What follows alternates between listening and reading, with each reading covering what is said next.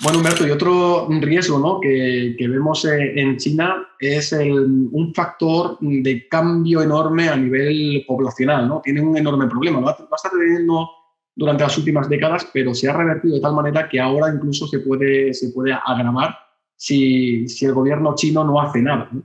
¿Cómo ves tú este panorama y cuál crees que puede ser la tendencia y las soluciones que puede estar llegando a tomar el gobierno chino?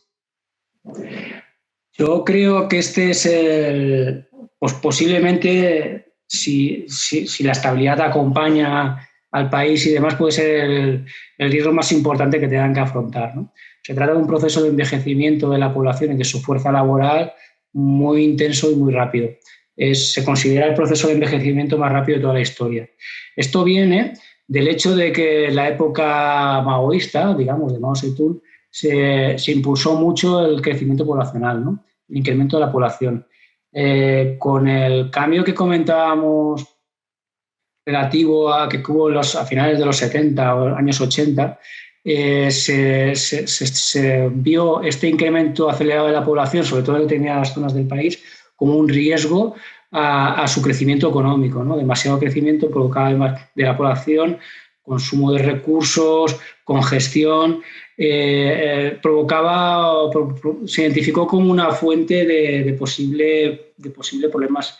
Entonces, en todo este proceso de desarrollo que hemos comentado de la China post-Mao, se estableció la política de un solo hijo, que afectaba básicamente a la etnia Han. Hay otras etnias que tienen más permisibilidad, pero la etnia dominante, que es la Han, pues se le impuso casi obligatoriamente, no se puede decir que obligatoriamente, pero casi obligatoriamente la política de un solo hijo. Entonces eso ha durado hasta hace muy poquito tiempo, hasta el punto de que se ha ido produciendo se ha invertido la pirámide poblacional y ahora mismo pues, tenemos un nivel de población que se está envejeciendo a marchas muy rápidas, que está pasando en otros países, pero se considera que el caso China es absolutamente excepcional precisamente porque viene de una época de brutal crecimiento poblacional y se pasó a una política absolutamente contraria, casi sin freno, ¿no? Entonces, tenemos el problema de la pérdida de población, puede haber una pérdida tanto de mercado, digamos, en el caso económico, hablamos, ¿no?, de población como tal, pero también de población en edad laboral, con unos niveles muy altos de personas que ya no tienen edad de trabajar, ¿no?, de clases que llamamos pasivos, que además en China todavía la jubilación es bastante temprana, ¿no?, y es algo que evidentemente, igual que en otros países, se está alargando y inevitablemente va a tener que ir a más. ¿Vale? ¿Qué se está haciendo? Se está revirtiendo primero con la política de 2 hijos y ahora con la política de 3 hijos. y se está, bueno, pues no sé, puede ser que lleguen un poco tarde, es probable que lleguen tarde. Se está actuando de una manera relativamente rápida desde hace muy poquito, quizás han dormido un poco los laureles, no lo sé, tengo la impresión de que quizás han forzado demasiado, ¿no? Y tienen unas políticas que primero son más permisivas y que están fomentando la natalidad, en el sentido de inversión en maternidad, el dar algo que para ellos pues era bastante extraño, ¿no? Las bajas por maternidad, el permitir excedencias, el tener, pues está haciendo una inversión muy fuerte en guarderías y en general en educación. También hay eslóganes, pero esto ya forma parte un poquito de tampoco es que haya por lo que tengo entendido, no es algo exagerado, pero desde luego hay una incidencia por parte de la política para intentar que sobre todo las mujeres, que les pasa un poco como en Occidente, ¿no? Privilegian la carrera profesional y retrasan la edad en la que pueden tener hijos, aparte de alguna serie de cuestiones sociológicas bastante interesantes, pero que no entraré ahora, que provocan una tendencia a que las mujeres tengan pocos hijos. Y bueno, pues hay una cierta presión cada vez mayor. Es curioso, río, porque me resulta extraño, en que bueno, pues animar por medio de ayudas, por medio de, bueno, pues un poquito sugerir que lo que había antes, ¿no? Que tradicionalmente la familia china era bueno, pues como en otros países, ¿no? Era muy importante tener muchos hijos, ¿no? Pues está recuperando un poco ese espíritu. Y bueno, pues de hecho una de las cosas que se ha hablado es que los procesos regulatorios con empresas educativas tienen que ver con los intentos de abaratar y democratizar, entre comillas, hacer que otras más personas, sobre todo en los ámbitos rurales, puedan llegar puedan tener formación de calidad barata o incluso si es promovida por el gobierno, gratuita, ¿no? Pero sobre todo parece como que hay un intento muy fuerte por fortalecer por la educación, pero también por poner todas las medidas que se puedan poner para incrementar la natalidad. ¿Esto va a ser efectivo o no? Seguramente, a ver, cero no va a tener alguna influencia va a tener, no sé cuánta, porque esto es imposible de saber, es un proceso sociológico en el cual pues creo que seguramente no hemos asistido nunca. Es como para mirarlo ahí con a ver qué hacéis, ¿no? Con eso, porque evidentemente no hay una compulsión sobre las mujeres para tener hijos, pero sí que hay unos procesos de ayuda y incluso no sé cómo decirlo, una cuestión casi nacional y de orgullo patriótico tener hijos, ¿no? Que eso es curioso, pero es algo que parece como que dentro de esos eslóganes se empieza a dar un poquito, aunque no creo que esa sea la causa por la que alguien decida tener hijos, sobre todo porque las mujeres en China es una fuerza laboral muy activa. No pasa un poquito como Occidente o más, ¿no? Y claro, sobre todo en determinados territorios. Con lo cual, influencia tendrá, pero no sé, yo lo veo todavía como un factor de riesgo que hay que analizar, pero no es algo que haya que tenerle miedo ahora, ¿no? Porque es algo que va a pasar progresivamente durante el tiempo y iremos viendo cómo se transforma todo esto y a lo mejor pues hay que invertir en otro tipo de empresas. Hay que invertir en empresas de guarderías o de tercera edad. No sé. Venga, y ahora me gustaría que fuéramos un poco más al grano a lo que realmente nos interesa a los inversores, ¿no? Si debemos o no invertir en estas empresas chinas y cómo podemos hacerlo. Ya sabéis que nosotros operamos en este tipo de empresas chinas a través del principal mercado americano, pero podríamos hacerlo también de otra manera, que es ir directamente al mercado chino. Gracias a los ADRs, ¿no? Que es que al final es un componente, una fórmula que se ha plasmado para permitir a mercados o a empresas externas participar en otros tipos de mercados que no son propios de sus propios países, nos permiten a los inversores acceder a este tipo de empresas o participar en este tipo de empresas. Pero explícanos un poco más, Humberto, así, digamos, llanamente, para que nos pueda entender cualquiera, qué es exactamente un ADR y qué ventajas puede resultar y qué desventajas de hacerlo de esta manera o ir directamente al mercado chino a buscar este tipo de empresas.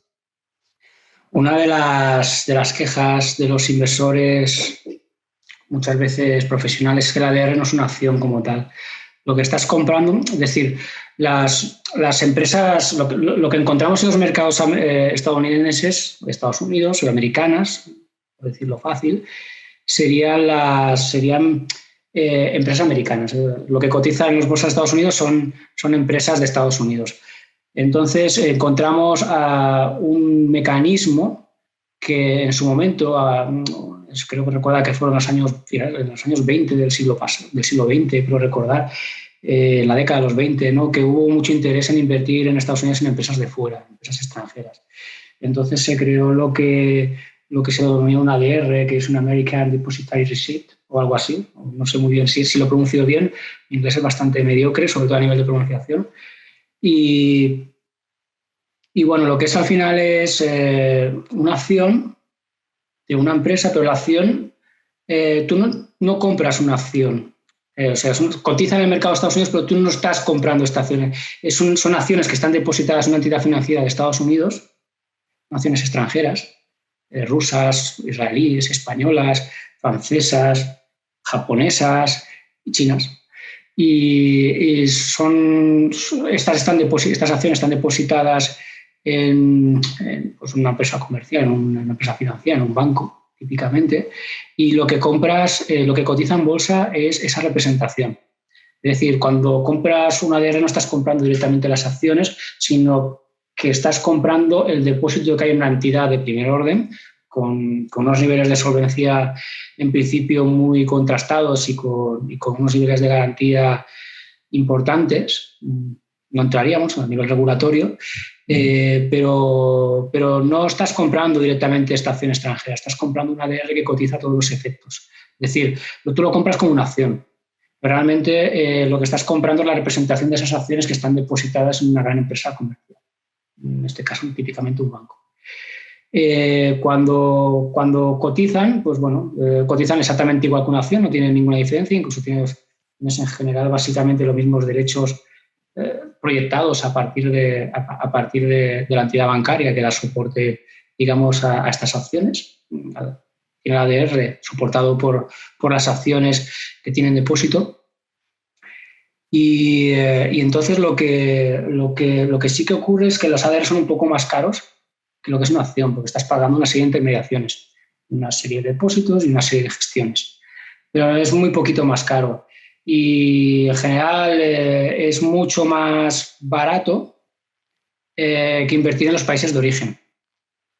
Es decir, invertir con una ADR, una empresa alemana para un estadounidense, pues bueno, es mucho más barato hacer una ADR que no directamente invertir en la bolsa de Frankfurt, seguramente. ¿Vale? Lo mismo pasa con cualquier otro tipo de empresa, ¿no? Nosotros podíamos decidir invertir en China, invertir en la bolsa de Hong Kong o de Shanghái y podríamos invertir en este tipo de empresas, ningún problema, ¿no? Lo que ocurre es que normalmente los costes ya van a ser más altos así de saque y es lo primero que vamos a notar, ¿vale? La cuestión de los costos, luego la facilidad, después la liquidez, ¿vale? Las bolsas americanas son muy líquidas. En general, las empresas un poquito mínimamente grandes mueven mucho, hay mucha liquidez en el mercado. Y esto también es importante a la hora de invertir y hacerlo a través de una ADR.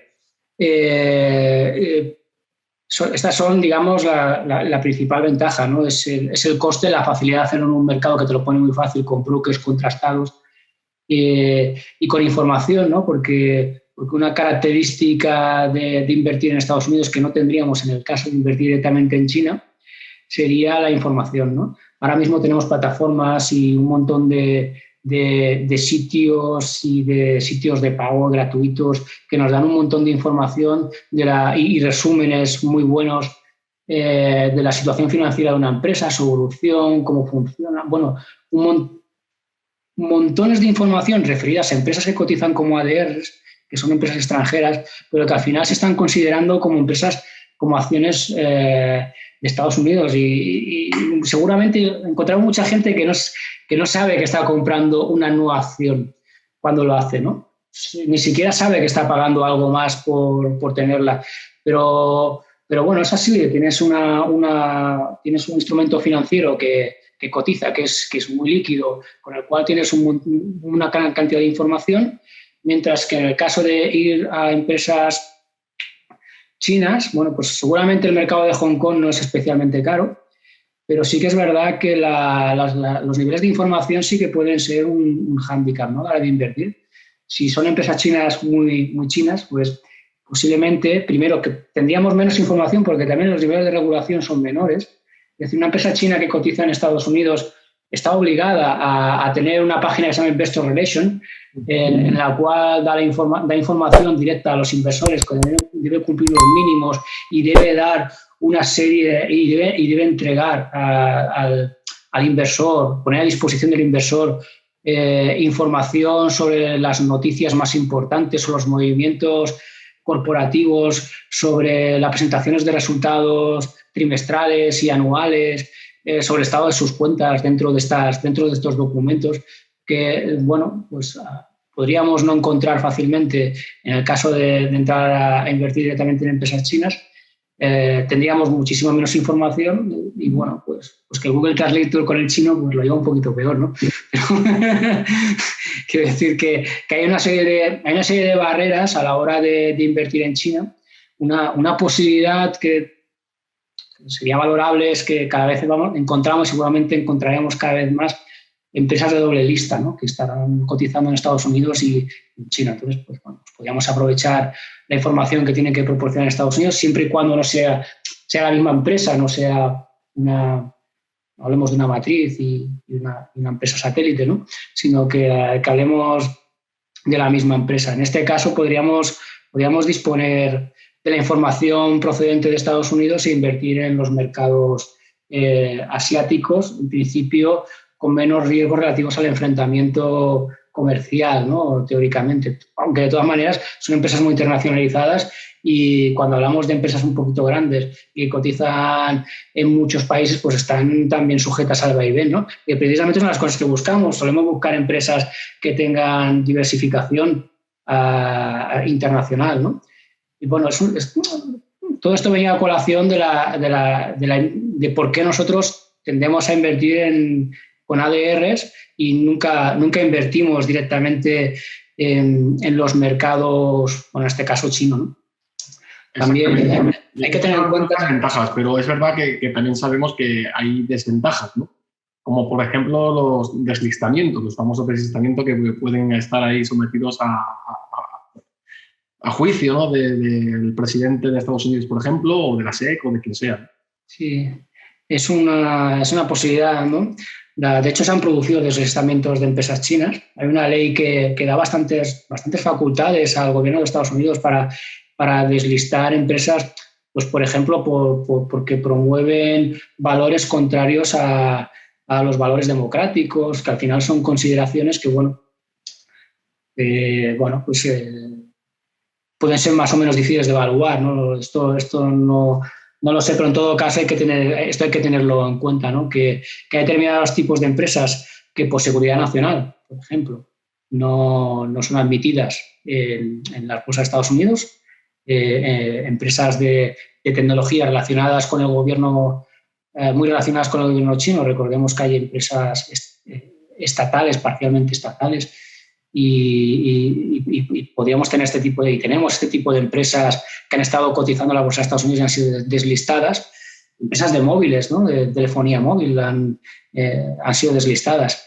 Y esto ha ocurrido, ¿no? Entonces hay que mirar también, hay que tener muy en cuenta en qué se invierte.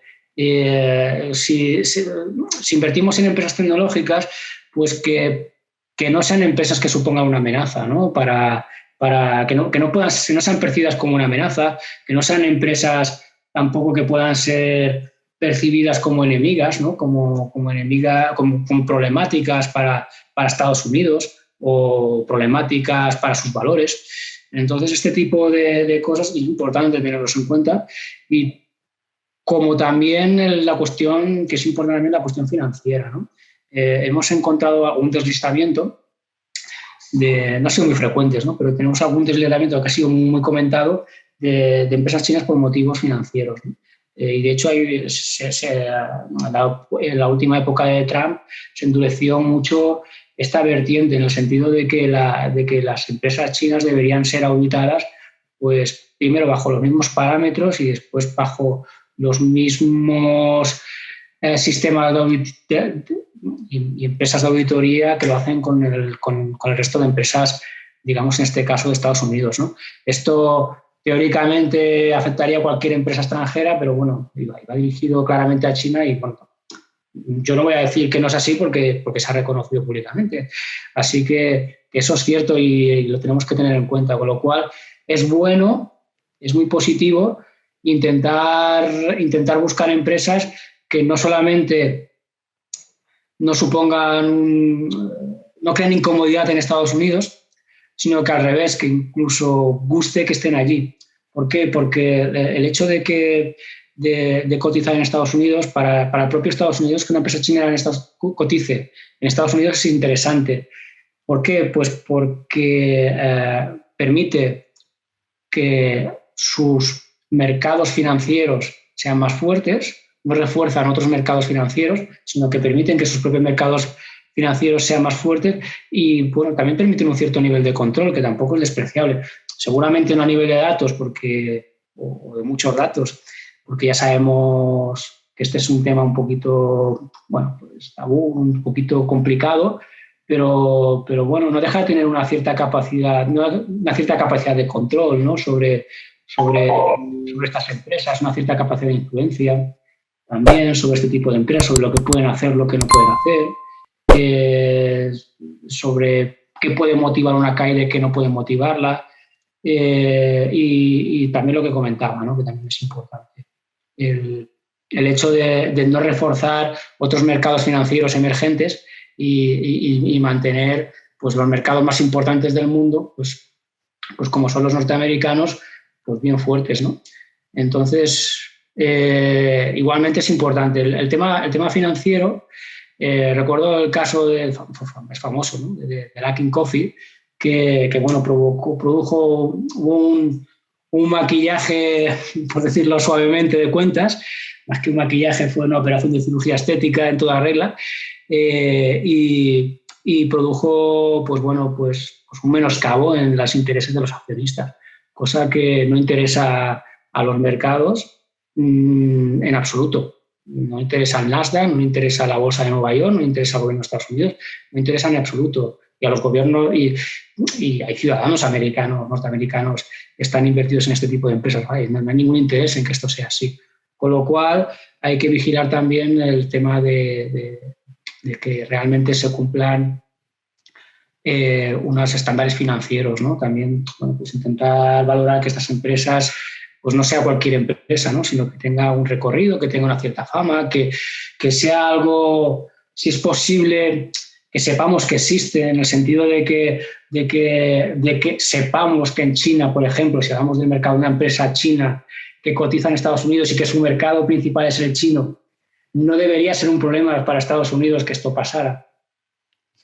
Y en ese caso lo interesante es saber que esta empresa existe y que tiene detrás algo, ¿no? Que hay algo detrás de esa empresa, ¿no? Un poquito para evitar pues que pueda pasar que una empresa sea un humo, ¿no? Cada vez es más difícil, las regulaciones son más importantes y yo creo que el gobierno de Estados Unidos está en este sentido está haciendo unas acciones que van a ser muy beneficiosas para el accionista, y también lo está haciendo el gobierno chino, que tampoco tiene ningún interés en ser percibidos como, bueno, que haya alguna empresa que siempre que haya que señalar algo, pues digan, ¿te acuerdas de esta empresa que...? Pues bueno, tampoco tiene ningún interés en que eso pase, ¿no? Y cada vez las regulaciones son más fuertes y tampoco hay ningún interés en que las empresas sean flojas y débiles financieramente. Y aquí has tocado la guinda del pastel de todo este revuelo y toda esta volatilidad que hemos estado viendo estos últimos días, ¿no? De cara a esas regulaciones que están intentando tener en ambas partes y bueno, pues llegar a un consenso, ¿no? de todo esto, ¿no? Sí, supongo que tiene que haber aquí sí o sí una situación de status quo, en el sentido de que a Estados Unidos le interesa. Yo creo que muchas empresas chinas estén en los mercados, coticen en los mercados de Estados Unidos con lo que ellos suponen a nivel de, pues de amalgama, de hacer más. Si hablamos de las economías de plataforma, pues cuando una bolsa es más grande tiene más incentivos para que haya más participantes todavía, ¿no? Y que haya diversificación, pues también es uno de los aspectos interesantes que yo entiendo que Estados Unidos va a cuidar, ¿no? Y en este sentido yo creo que lo que vengo comentando, ¿no? Que sí que puede haber un deslizamiento, pueden haber ciertas empresas que provoquen incomodidad en Estados Unidos, pero yo entiendo que sabiendo un poquito en qué inviertes y no tocando según qué temas, bueno, pues, y por ejemplo, pues nosotros tendemos a buscar empresas muy internacionalizadas. En algún caso, igual interesa que la empresa sea un poquito local, ¿no?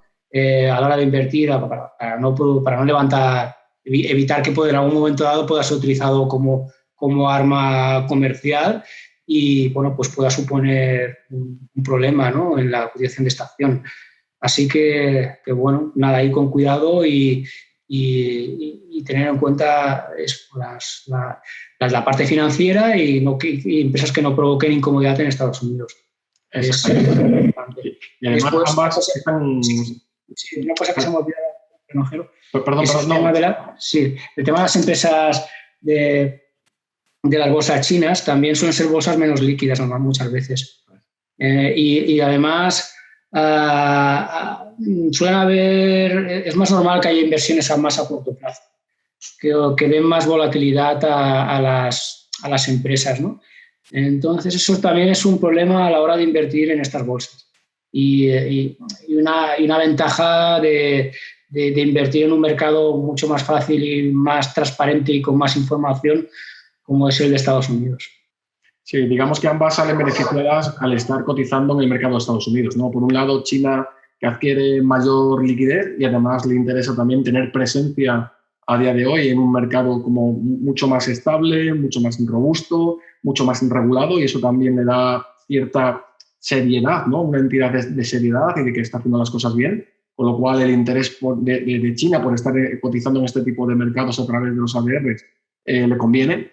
Y por otro lado, también lo comentaste antes, el interés que tiene Estados Unidos de que las empresas chinas también sigan cotizando en su mercado, porque eso significa que, bueno, pues tiene cierto control sobre esas empresas y qué están haciendo, además de que todavía tiene más poder aún por ser el mercado mayoritario del mundo, ¿no? Entonces yo creo que esos intereses mutuos al final tendrán que llegar a soluciones, bueno, pues un consenso, ¿no?, de soluciones en el que todos haya una armonía, ¿no?, haya un ambiente armónico, porque los dos se salen beneficiados si están cotizando las empresas chinas en Estados Unidos, como tanto para uno como para otro, ¿no? Sí, está claro. Y también tengamos en cuenta que a la hora de cotizar de comparaciones en mercados chinos, igual que en otros países del mundo, no todas las empresas son accesibles para los extranjeros, ¿vale? No solamente ocurre en China, pero hay muchas empresas, hay muchos países, muchos que tienen mecanismos para que los extranjeros no controlen las empresas estratégicas. Hay un mecanismo que llaman BIE, que se utiliza en muchos países, en China también, ¿no? No puedes invertir directamente en empresas de determinados tipos, o sean consideradas estratégicas por una causa o por la otra, y no te van a dejar invertir, o con muy mínimo, si puedes invertir a través de estos BIEs, que son instrumentos indirectos parecidos a los ADR, sí que tienes derechos diferentes, menores,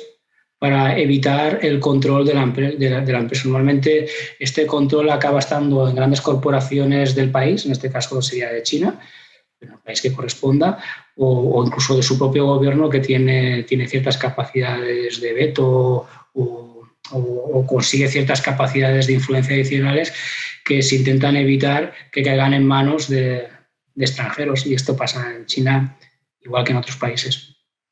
Eso es, sin duda. Entonces, bueno, ya y volviendo otra vez al grano y a lo que nos interesa, ¿qué podemos recomendar, ¿no?, a los inversores que nos están escuchando, a todos nuestros suscriptores? ¿Cuál es la posición de un inversor o cuál debe ser, ¿no?, la posición de un inversor con sentido común ante todo este panorama? Vale. Lo primero es no ponerse nerviosos, en el sentido de saber que bueno, si has invertido en empresas de muy buena calidad, en empresas ganadoras, lo normal es que una gran empresa lo siga haciendo bien. Una buena empresa lo seguirá haciendo bien. Yo siempre digo lo mismo, ¿no? Una buena empresa suele dar buenas noticias. Entonces es importante detectar estas buenas empresas. En Invierte con Sentido tenemos una serie de filtros normalmente bastante draconianos, ¿vale?, muy fuertes, a la hora de decidir en qué empresas invertimos o no. Es importante que estos filtros no se aminoren a la hora de invertir en empresas chinas, y muy importante, ¿no? Filtros de calidad de sus fundamentales, es decir, los datos de contabilidad, ventas, que sean sólidos, con poca deuda, con un equipo directivo contrastado, normalmente con una internacionalización a fin de evitar riesgos, con un análisis técnico también bien realizado, ¿no? En el cual nos dé los puntos de entrada y los puntos de salida si hay que salir, ¿no? Que nos permita identificar posibles problemas para podernos salir antes de tener un problema pues demasiado importante, ¿no? También es otra de las cuestiones que tenemos muy en cuenta, ¿no? Cuando entramos y también cuando salimos, ¿no? Sobre la solidez de la empresa, de su transparencia. Y a esto yo añadiría lo que comentábamos antes, ¿no? La idea de que no sean empresas que puedan producir incomodidad en Estados Unidos, ¿no? Empresas, desde luego, de armamento, pero eso ya lo descarto, ¿no? Empresas con ciertos tipos de tecnología o ciertos tipos de mercados, posicionan ciertos tipos de mercado que puedan resultar inconvenientes en Estados Unidos. Eso también es interesante. Después, tener en cuenta también la cuestión regulatoria. Lo ideal sería ir a buscar empresas que ya hayan sido reguladas, por decirlo de alguna manera. Es decir, si una empresa ya ha recogido la regulación en el precio, pues lo que tiene que hacer ahora es recuperarse, ¿no? Sería lo normal, ¿no? Y no intentar innovar, a ir a buscar empresas a lo mejor biotecnológicas que tienen unos tipos de regulaciones pues que todavía no sabemos qué puede pasar, ¿no? Porque no nos hemos enfrentado a ello. Nadie nos ha dicho qué tipo de regulaciones puede haber en China con este tipo de empresas, ¿no? Ni además ni idea, ¿eh? Entonces, pues bueno, un poquito buscar la calidad de siempre, como mínimo, incluso más. Mirar que no generen incomodidad en el gobierno de Estados Unidos, tampoco en el gobierno de China porque coticen fuera. No, y también es importante tener en cuenta el peso de estas empresas en nuestra cartera, ¿no? Es importante, o yo creo que sí, que es muy interesante, son empresas que son seguramente de muy alta calidad, con muchas posibilidades de ser muy líderes en el mercado. Seguramente muchas de estas empresas cotizan por debajo del precio que les correspondería si no fueran chinas. Eso también es verdad. Y con un potencial enorme. Pero yo no destinaría una cantidad importante de la cartera a este tipo de empresas. Es un poquito darle un plachi de manera muy controlada, en cuanto a la selección de las empresas, pero también en cuanto al peso de este conjunto de empresas en la cartera. Es decir, tener un 40% para mí, yo me sentiría muy incómodo. Sinceramente. Me sentiría muy incómodo. Pero un 10-15% me parece, con los niveles de control adecuados, me parece más que razonable y se van a encontrar, además se van a seleccionar muy buenas oportunidades porque no se van a coger todas. Se van a coger solamente aquellas que estén demostrando unas capacidades excepcionales, con lo cual, bueno, pues incorporar empresas de esta zona del mundo, en este caso de China, a nuestra cartera, me parece muy interesante. Sí, es lo que comentábamos al principio del vídeo, ¿no? Que es decir, hay que estar, porque hay que estar, pero sin volverse locos, ¿no? O sea, es decir, hay que participar, simplemente, ¿no? Hay que jugar y está como que uno toca o juega la lotería de Navidad. Bueno, pues compra un décimo, si le toca, pues le toca. Y si no, pues, oye, mala suerte, no pasa nada, no te arruinas, ¿no? Que es correcto, ¿no? Sí. 100% de empresas chinas. ¡Hala, venga! Pues claro. A lo que salga, ¿no? O sea, sabemos que el riesgo aumenta, por eso como el riesgo aumenta tenemos que compensar de otra manera, pues siendo quizás más riguroso de lo que solemos ser siempre o quizás menos permisivos y además diversificando un poquito más y diluyendo nuestra exposición en la propia cartera, ¿no? Así es que yo creo que esa es la forma adecuada, de forma responsable en la que uno podría participar en este tipo de inversiones, en este tipo de empresas, que muchas son también muy disruptivas y con mucho potencial, con muchísimo potencial. De hecho, ahora daremos el paso un poco a repasar un poco las empresas que tenemos chinas en cartera, pero de hecho es que una de ellas estamos en la top 5, ¿no? de nuestro portfolio, con lo cual, o sea, el deshacerse de esa posición o el descartar invertir en empresas chinas y totalmente cerrar los ojos, ¿no? Y despreciar este tipo de oportunidades no creo que sea una postura adecuada de un inversor. Sin embargo, sí que es de ser responsables y de hacer las cosas bien, hacer las cosas con cabeza, el participar de este tipo de inversiones siempre y cuando hayamos sido como ha comentado Humberto, pues muy selectivos, ¿no? A la hora de poner foco en este tipo de empresas. Correcto, sí.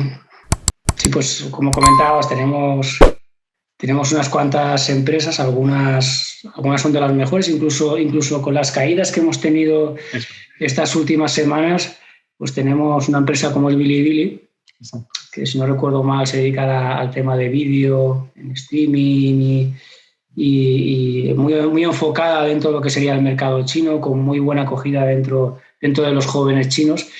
Pues esta empresa la tenemos la multiplicamos más que por 3 a pesar de las caídas que ha hecho, y bueno, lo normal será volver a verla arriba, ¿no? Porque al final, bueno, pues tampoco es un Tencent, no sé cómo decirlo.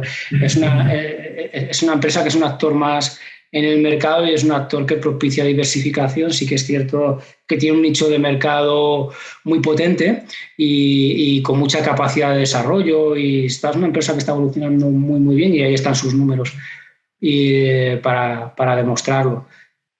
Y este es un caso, quizás el mejor, ¿vale? Una empresa que a pesar de las caídas sigue siendo un caballo ganador. Creo que está decíamos, en el top 5 de las empresas de la cartera a pesar de las caídas, ¿no? Con lo cual, en principio, una vez establecidos los parámetros por parte del regulador, pues bueno, pues a seguir, ¿no? Sí. Ya sabemos, tenemos una cosa positiva, que sabemos en qué terreno se juega. La empresa sabe en qué terreno juega, con lo cual, pues si tiene que reorientar parcialmente su política comercial, esto ya está recogiendo el precio, y además con el susto. Es decir, que en principio lo normal es que continúe con su senda alcista. Esto es, normalmente casi todas las empresas que tenemos están muy centradas, ¿no? en el mercado interior chino, lo cual es muy, muy interesante por lo que decíamos, ¿no? No debería levantar demasiadas suspicacias por parte de ningún gobierno en este caso. Y además porque tampoco los datos que tienen, sobre todo porque no son empresas tampoco, tenemos empresas más bien pequeñas, que no son empresas muy horizontales, eso también es interesante, ¿no?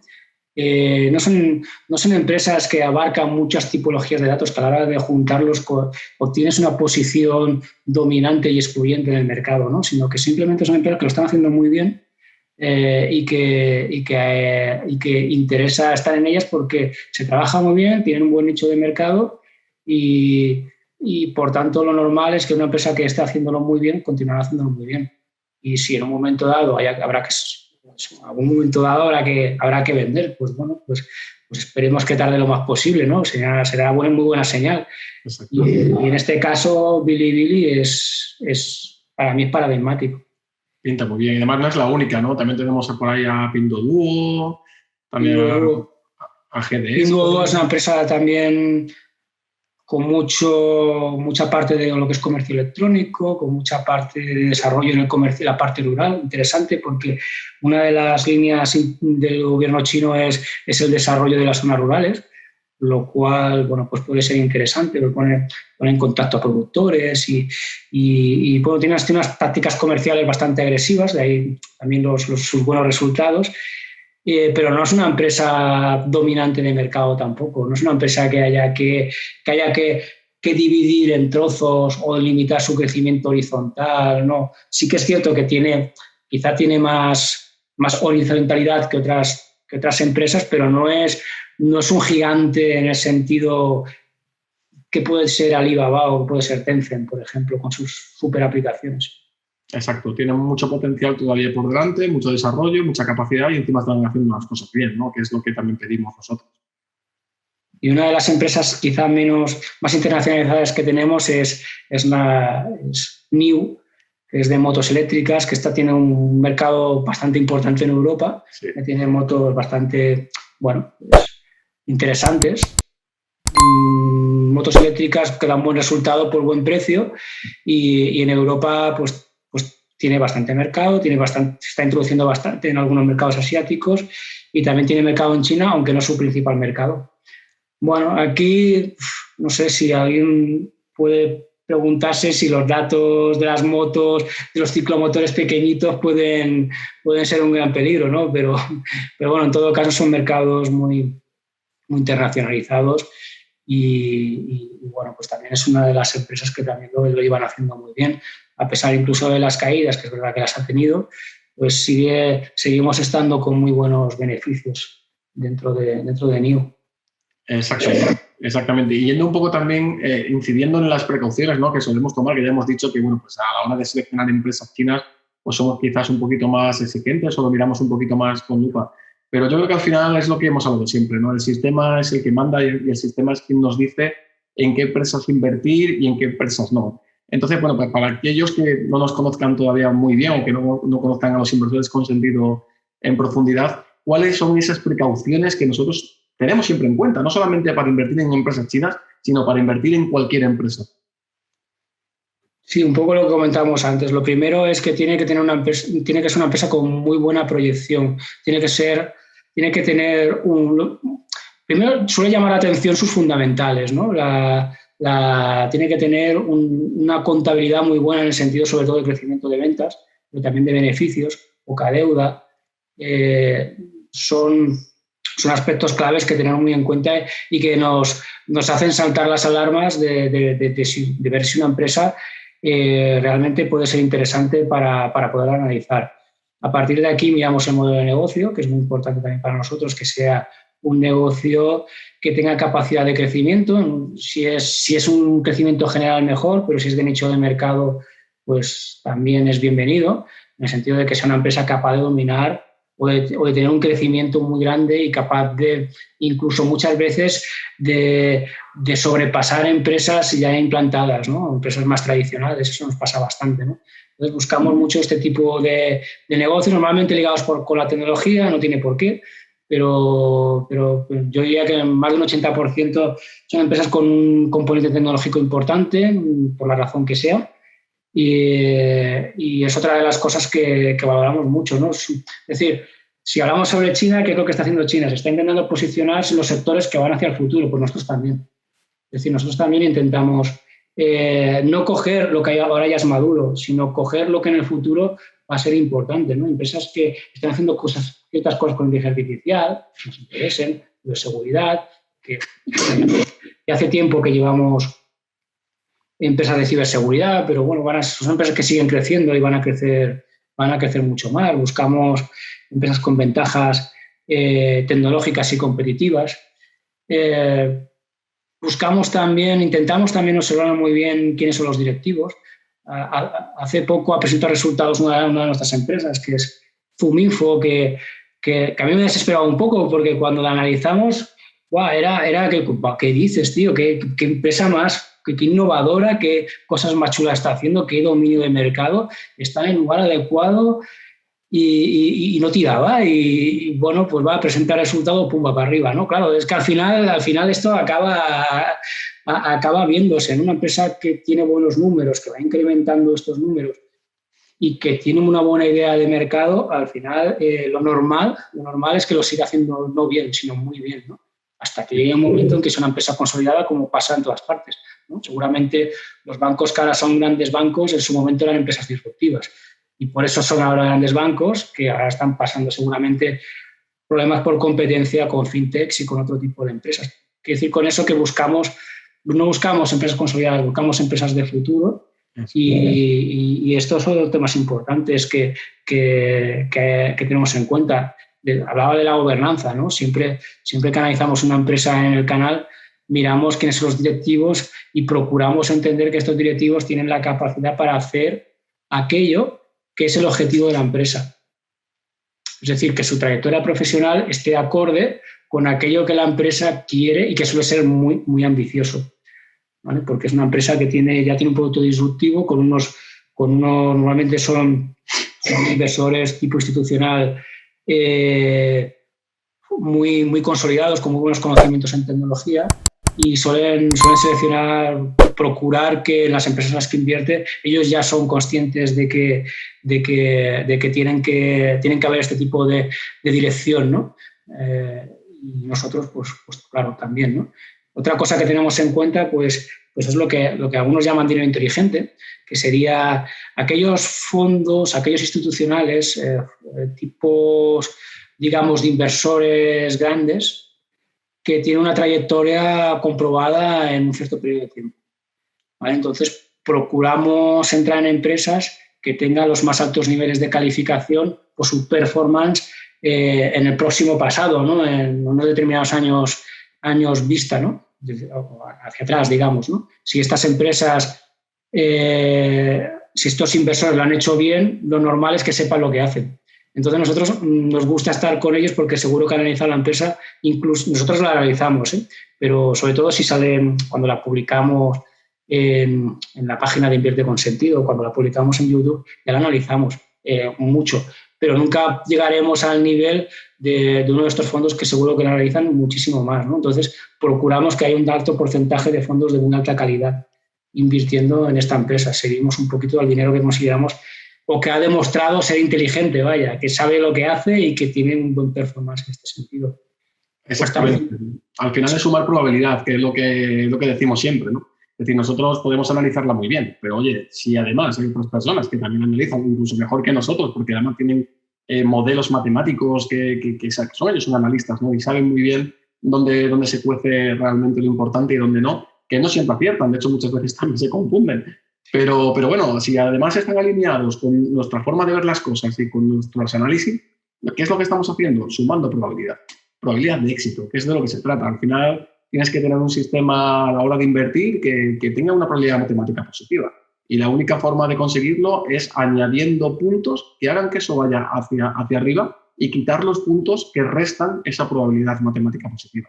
Y esa es la clave de todo. Y eso es lo que hace que el balance global, o sea, no siempre acertamos, porque evidentemente siempre esa componente de fallo está ahí. O sea, nadie acierta 100%, o nadie invierte con todas sus inversiones, no son satisfactorias siempre, pero hay que minimizarlas al máximo, ¿no? Esas operaciones fallidas hay que minimizarlas y eso se consigue aumentando la probabilidad de éxito, que es lo que hacemos nosotros. Y bueno, no siempre acertaremos, no todos los años sacaremos unas grandes rentabilidades, pero sabemos que a lo largo de toda nuestra vida como inversor, pues sin duda superaremos a la gran mayoría. Eso lo estamos viendo, lo estamos demostrando.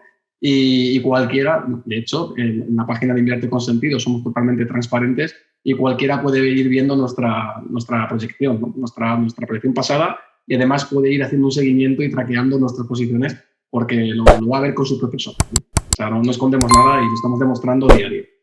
Y una cosa que, como en este caso, pues bueno, sí que es cierto que estoy en el equipo, pero cuando me planteé hacer el curso, para mí era muy importante, que era la existencia de más de una estrategia. Eso es. Existen diferentes estrategias en Invierte con Sentido en función de la situación del mercado. Ahora, pues bueno, pues con los niveles de volatilidad que tenemos, pues tenemos un determinado tipo de estrategia y en otros momentos pues puede haber otro tipo de estrategia que pueden durar años.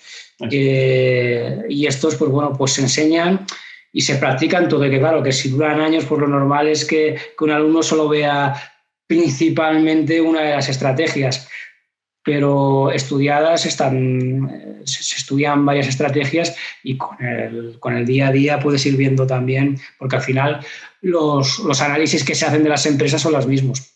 Lo que cambia es con qué perspectiva temporal, es decir, cuánto tiempo en principio te planteas tenerla, ¿no? Si el mercado acompaña muy bien, puedes ir jugando con estrategias más rápidas. Si el mercado está muy volátil y pueden saltar muchos stops, que es uno de los problemas que se presentan mucho ahora, ¿no? Que hay estrategias que se basan mucho, son muy de crecimiento, pero también se basan en los stops, pues saltan muchos stops porque hay mucha volatilidad. Entonces eso te puede llevar a una disminución muy importante de las ganancias o incluso a pérdidas. Y para mí esto también fue una de las claves del curso, ¿no? Saber que no había una estrategia para un momento concreto, ¿no? Sino que tenías varias estrategias en función de determinados momentos del mercado. Es que, claro, hay que entenderlo, hay que saber leer el mercado, hay que entenderlo y hay que entender cómo hacer las cosas en cada momento. Porque para cada momento hay una situación concreta y hay que saber reaccionar ante esa situación.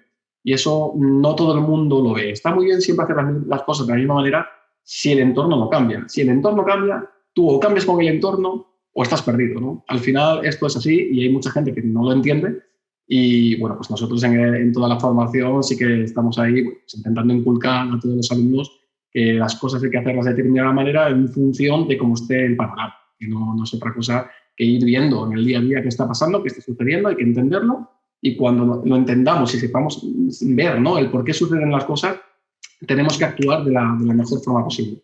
Y eso es lo que nosotros hacemos con toda nuestra estrategia y con toda nuestra operativa. Así que no, yo creo que podemos cortar aquí. Ha quedado un vídeo, creo, súper completo. Cualquiera que vea este vídeo, que son unos cuantos minutos, yo creo que se podrá llevar una visión muy buena de lo que está sucediendo con China, con Estados Unidos, con todas las empresas que están cotizando en el mercado también estadounidense. ¿Cuál puede ser el futuro? El futuro, obviamente, nadie lo sabe, pero ¿cuál creemos nosotros que puede llegar a ser la proyección y cuál es la posición de un inversor ante este panorama? Es decir, ¿qué hacemos nosotros? Que os lo hemos contado en grandes rasgos y luego ya dependerá de cada uno cómo considere si quiere deshacerse de todas las operaciones o de todas las empresas, de todos los valores chinos que tenga en su cartera o si, por el contrario, ser muy selectivo y quedarse con las mejores y no perderse una gran oportunidad que sin duda nosotros creemos que es invertir en empresas chinas que sin duda, tarde o temprano, llegará a ser la primera potencia mundial. Obviamente tampoco nadie lo sabe, pero todo pinta de que están trabajando para que eso sea así y también Estados Unidos para protegerse, obviamente. Pero bueno, ya veremos, ¿no?, dónde nos llevan. Nosotros de entrada estamos ahí participando en la partida y el tiempo dirá, ¿no?, dónde nos lleva toda la situación.